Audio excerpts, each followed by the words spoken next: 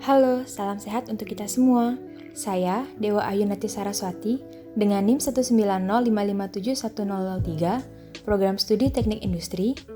Di sini saya akan menjelaskan bagaimana membuat simulasi menggunakan aplikasi ProModel pada mata kuliah simulasi komputer. Langsung kita mulai ya. Jadi teman-teman, di sini adalah data dari studi kasus yang diberikan, yaitu berupa capacity, operation, dan move logic. Dengan data ini, kita bisa memulai untuk membuat simulasi. Ayo kita coba. Oke teman-teman, di sini adalah tampilan pertama ketika kita membuka aplikasi ProModel. Sebelum kita memulai untuk membuat simulasi, kita harus menentukan grafik model apa yang akan kita gunakan untuk membuat simulasi. Kita klik OK dulu teman-teman, oke?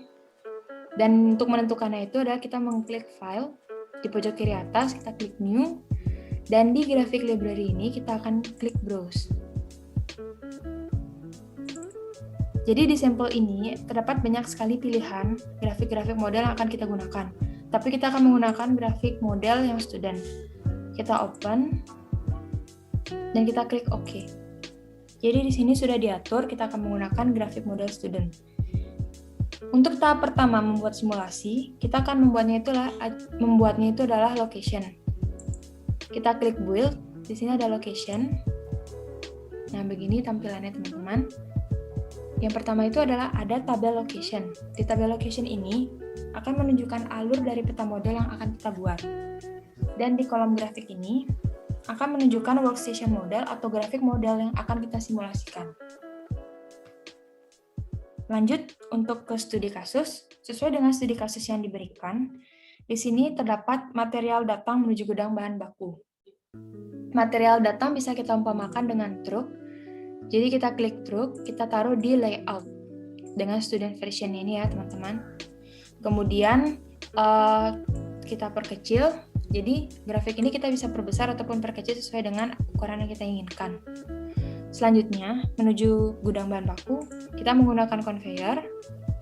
Kita klik conveyor, dan kita arahkan conveyor ke arah tahap selanjutnya. Kita klik 2 kali agar tidak terjadi perpindahan kepada conveyor. Untuk gudang bahan baku, di sini saya mengumpamakannya sebagai meja.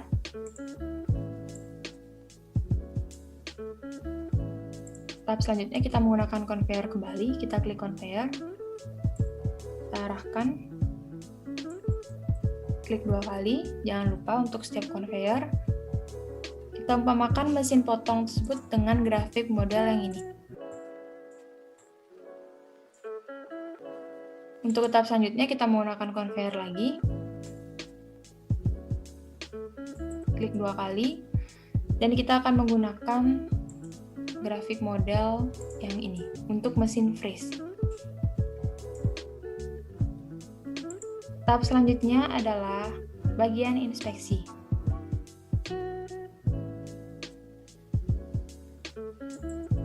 Klik 2 kali. Untuk bagian inspeksi akan menggunakan grafik model yang ini.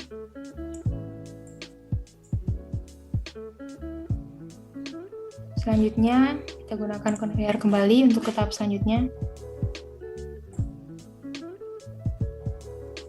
Klik 2 kali, yaitu adalah ke gudang produk. Jadi gudang produk kita akan umpamakan dengan box ini ya teman-teman. Menggunakan conveyor lagi untuk ke pengiriman yang terakhir kalinya.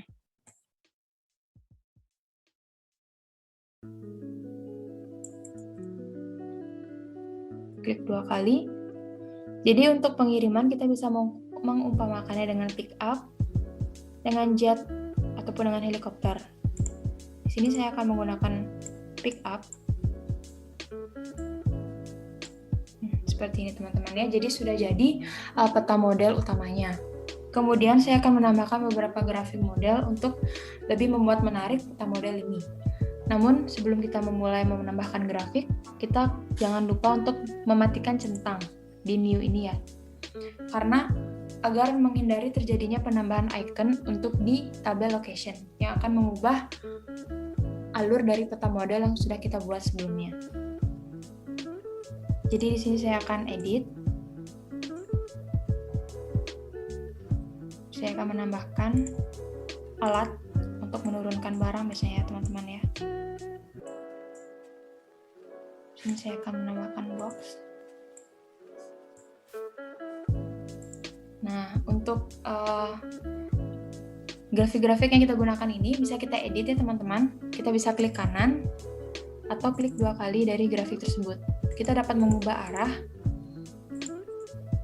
ataupun mengubah warna dari grafik tersebut. Sini saya akan mengubah arahnya. Saya akan menambahkan kursi. Klik OK. Kemudian saya akan menambahkan operator dan menambahkan beberapa box sebagai ciri bahwa ini adalah gudang bahan baku.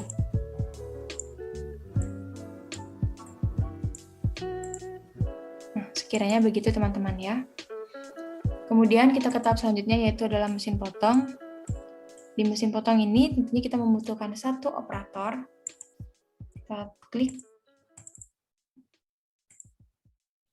Oke, kita ubah arahnya tadi agar mengarah ke mesin. Dan di sini di mesin freeze juga membutuhkan satu operator.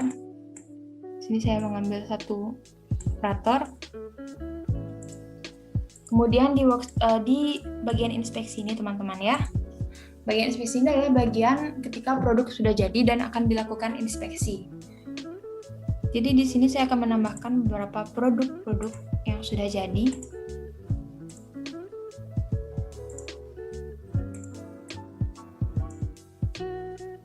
Kita bisa ubah warnanya untuk klik 2 kali, kita klik color, dan kita ubah warnanya agar lebih menarik. Kita klik OK.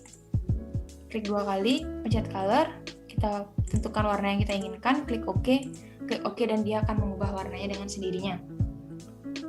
Kemudian di tahap selanjutnya yaitu adalah di gudang produk.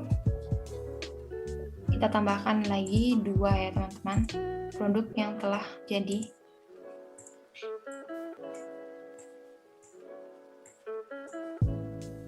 Kita bisa ubah warnanya seperti warna yang sebelumnya. Klik OK.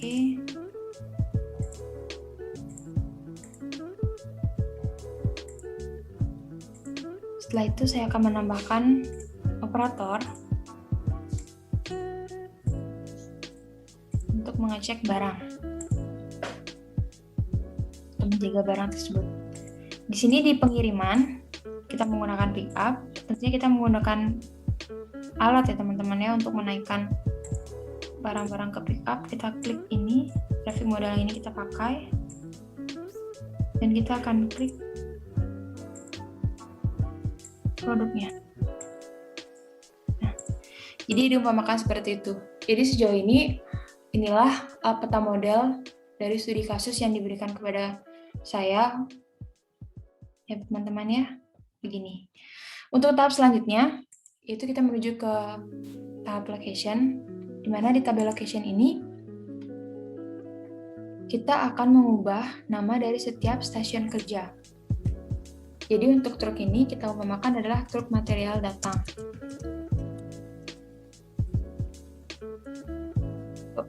Conveyor kita bisa namai conveyor A saja. Ini adalah gudang bahan baku. Adalah konvei B, mesin potong, konvei C, mesin freeze,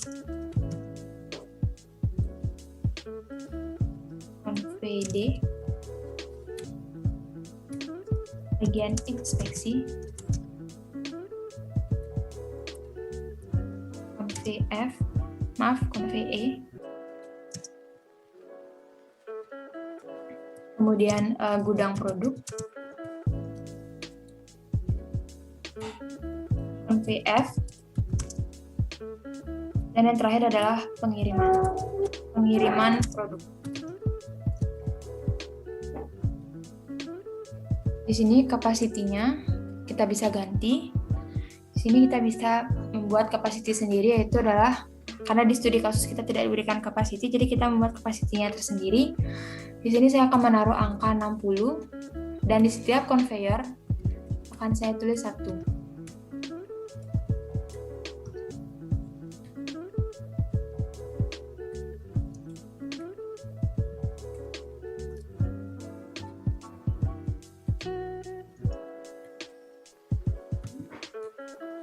Nah, jadi akan menjadi seperti ini teman-teman ya.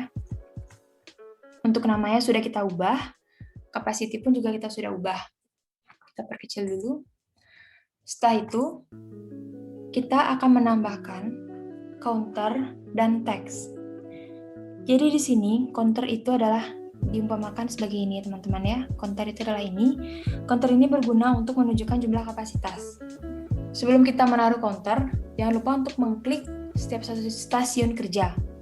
Kita klik stasiun kerjanya, kita klik counter, dan kalian harus memastikan bahwa tidak ada tanda centang di sini agar tidak mempengaruhi tabel location sebelumnya. Kita klik counter. Nah, seperti ini teman-teman ya. Kita juga bisa atur bagaimana bentuk dari counter tersebut. Kemudian kita klik text, kita klik, kita taruh di sini. Ya, kita perbesar sedikit agar terlihat tulisannya. Bisa kita atur. Kemudian kita klik stasiun kerja setelahnya. Kita klik counter lagi.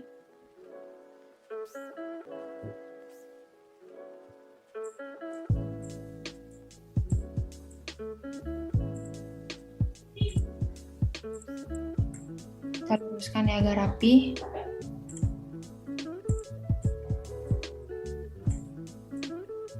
Kita lakukan berulang kepada setiap stasiun kerja untuk menunjukkan kapasitas yang dimiliki.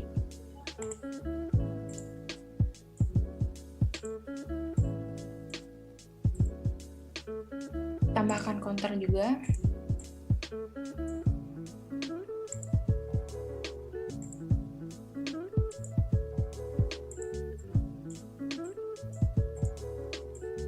Jadi di sini counter dan teks bisa kita edit ya teman-teman. Sama seperti mengedit grafik, kita bisa klik 2 kali untuk melakukan pengeditan. Dan counter pun juga seperti itu ya teman-teman. Kita klik counter, kita klik 2 kali. Itu juga bisa mengubah atau mengedit counter tersebut. Untuk mengedit tampilannya. Kita turunkan sedikit agar lebih rapi.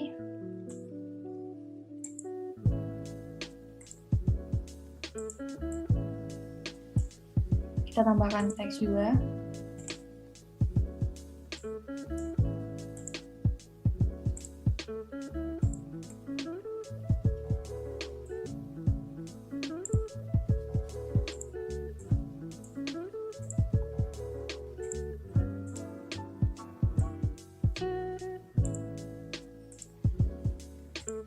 Nah, begini teman-teman ya. Kita sudah memberikan counter dan teks. Jadi akan seperti ini tampilannya setelah kita memberikan counter dan teks. Oke, jadi tahap dalam location ini sudah selesai. Kemudian kita ke tahap kedua, yaitu adalah tahap entities. Jadi tahap entities yaitu di build dan di entities ini teman-teman, oke? Jadi entities ini kita akan menambahkan box bahan baku dan box produk. Kita mengumpamakan box bahan baku itu sebagai box yang ini. Di sini teman-temannya sudah keluar boxnya. Dan box yang ini, old box palette sebagai box produk. Jadi di tahap entities ini akan menjadikan box bahan baku dan box produk itu raw material dari finished good dari setiap stasiun kerjanya ya teman-teman. Jadi setelah kita menentukan ini, kita ke tahap selanjutnya, yaitu ke tahap arrivals. Kita klik build lagi, kita cari arrivals. Di sini arrivals ini tiba ya teman-teman ya, artinya jadi di sini kita akan mengarahkan box bahan baku atau box yang ini ke stasiun kerja pertama. Jadi di sini adalah pertama atau urutan pertama kita memulai. Oke teman-teman, setelah kita di tahap arrival sini, kita akan ke tahap terakhir, yaitu tahap processing. Kita klik build, kita cari processing. Nah, ini teman-teman ya, di processing ini terdapat tabel proses, tabel routing, tools, dan layout yang tadi kita buat. Jadi di tahap processing ini kita akan membuat skema alur dari peta model yang telah kita buat. Di sini ada tabel proses yang akan mengarahkan ke tabel routing, kemudian balik kembali ke tabel proses. Langsung saja, pertama-tama yang kita akan lakukan yaitu adalah routing. Kita agak turunkan sejenak. Ya. Jadi tabel routing ini kita akan menarik stasiun kerja pertama ke arah convey. Ya teman-teman, seperti ini. Ya, kita harus sangat teliti ya teman-teman. Ketika kita menarik, kita klik sekali, sudah cukup. Kemudian kita dari convey ini, kita klik ke stasiun kerja selanjutnya. Kemudian ke convey selanjutnya. Lakukan ini berulang kali.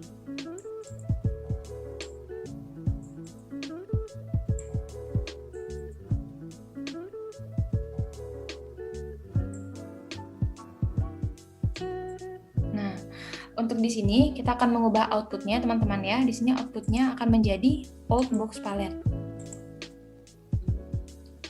Teman-teman. Ini kita akan mengubah old box palette dimulai dari di tahap proses ini. Kita akan memulai dari convey yang ini. Untuk ke bagian inspeksi.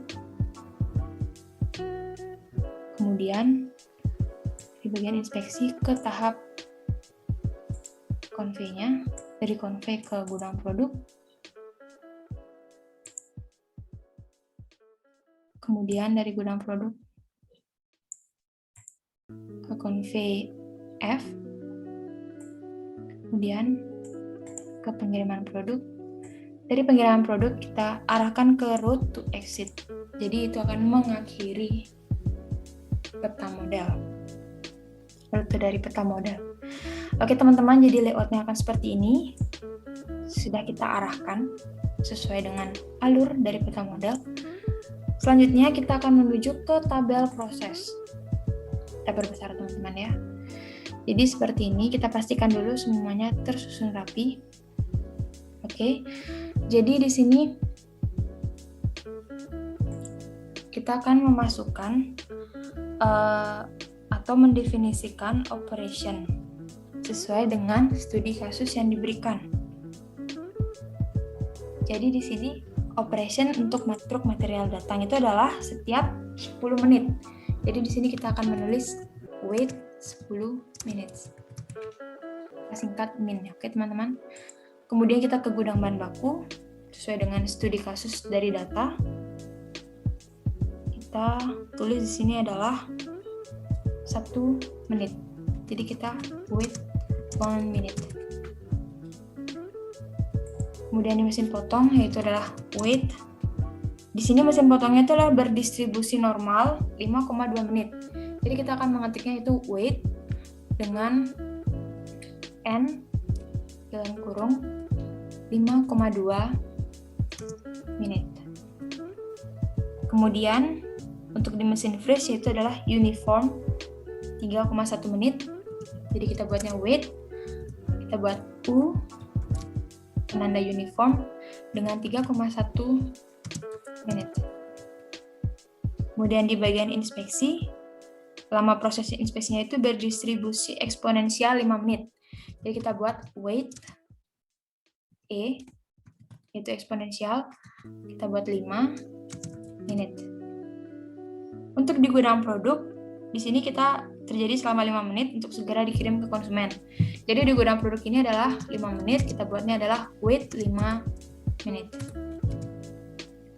Dan pengiriman produk yang terakhir yaitu adalah 1 menit dengan sesuai dengan studi kasusnya itu yaitu adalah pertimbangan waktu penanganan material untuk setiap prosesnya itu 1 menit. Jadi kita di sini wait 1 minute. Jadi di sini semua menggunakan bahasa Inggris ya teman-teman. Oke, kita perkecil lagi. Kita Kita lanjutkan ke routing. Jadi di routing ini kita akan mengisi di setiap convey. Jadi di sini kan ada move logic ya teman-teman. Jadi di sini ada perpindahan. Jadi perpindahan itu kita akan lakukan di setiap convey. Sesuai dengan data di studi kasus, perpindahan itu adalah selama 2 menit dan sistem diasumsikan beroperasi secara otomatis dan terkomputerisasi. Jadi setiap convey itu pasti akan move for 2 minutes. Jadi di sini move for 2 minutes. Kita lanjut ke convey B. Move for 2 minutes. Kita lanjut ke convey C. Lakukan berulang ya teman-teman.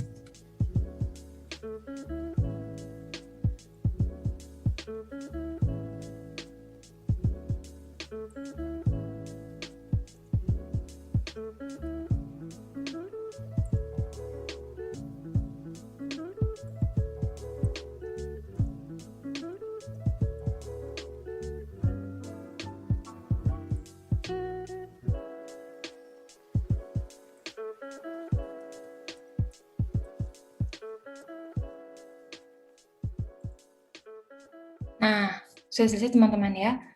Seperti ini. Jadi di setiap convey sudah kita isikan move for 2 minutes. Oke. Setelah kita melakukan operation atau mendefinisikan operation di proses dan di tabel routing, kita bisa menuju ke tahap selanjutnya, yaitu adalah tahap ke simulasi. Di sini kita akan klik simulation di atas. Kita klik option. Di sini kita akan menentukan jam kerjanya ya teman-teman. Jadi jam kerjanya itu di sini saya akan buat 12. Kita klik OK. Setelah itu, setelah kita menentukan jam kerja, kita akan save dulu, save as simulasi yang telah kita buat. Kita save di dokumen, kita buat di sini UTS simulasi komputer. Kita save dulu teman-teman, oke? Ya. Selanjutnya adalah tahap-tahap yang menegangkan ya teman-teman. Kita bisa memulai simulasinya. Kita klik simulation dan run. Ya, beginilah teman-teman simulasi atau peta model yang sudah kita buat. Kita bisa memperlambat pergerakannya ataupun mempercepat pergerakannya.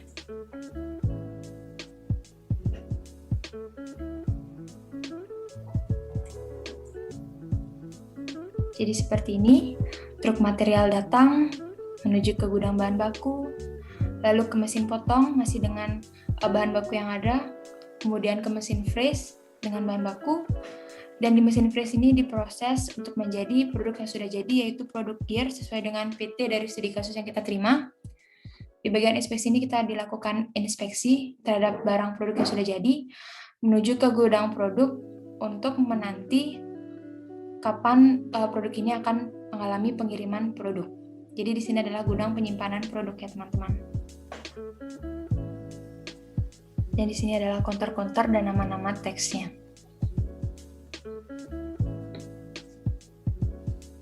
Oke teman-teman, setelah jam kerjanya sudah selesai, kita di sini akan melihat result-nya teman-teman ya, hasil dari simulasi yang kita buat. Kita klik OK, dan kita menunggu sejenak untuk hasil dari simulasi kita diproses.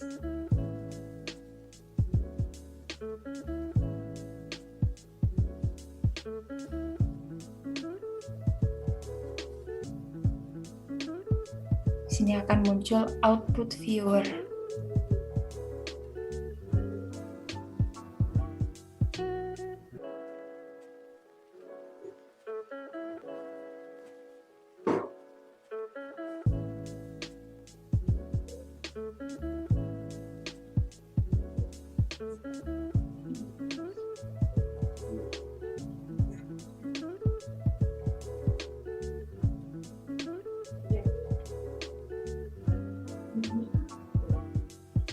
Oke teman-teman, di sini adalah hasil dari output viewer yang tadi kita sudah buat.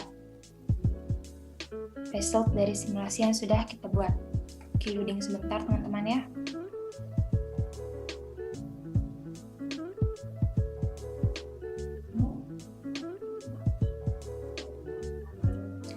Nah, di sini teman-teman, ini adalah output viewer dari simulasi yang telah saya buat. Di sini ada scoreboard, yaitu adalah hasilnya ya teman-teman ya.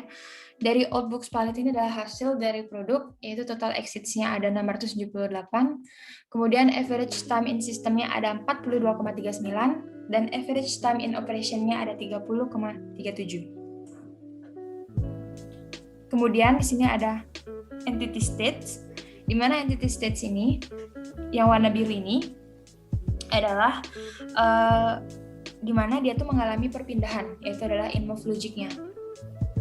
Dan di sini adalah in operation-nya, yaitu adalah warna hijau dalam proses operasi. Jadi di sini proses operasinya lebih banyak ya persentasenya, teman-teman ya. Kemudian di sini ada multiple capacity.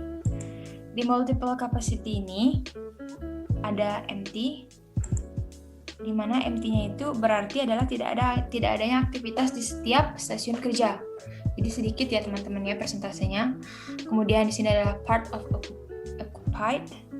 Di part of occupied-nya ini itu adalah kondisi workstation yang tidak aktif dan masih berjalan normal. Jadi di sini berjalan normal, berjalan baik ya teman-teman ya. Persentasenya lumayan cukup tinggi.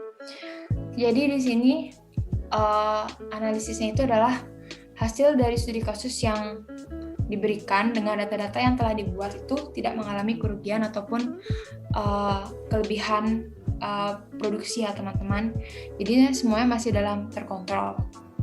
Jadi teman-teman, ini adalah hasil dari simulasi yang telah kita lakukan. Di sini tertera scoreboard, entity states, dan multiple capacity. Dari simulasi yang telah kita lakukan dapat dianalisiskan bahwa simulasi untuk produksi ini sangatlah baik karena tidak terjadi lag atau kegagalan yang seperti dijelaskan pada video sebelumnya. Sekian pengerjaan simulasi studi kasus untuk ujian tengah semester mata kuliah simulasi komputer. Maaf apabila ada salah kata dan terima kasih.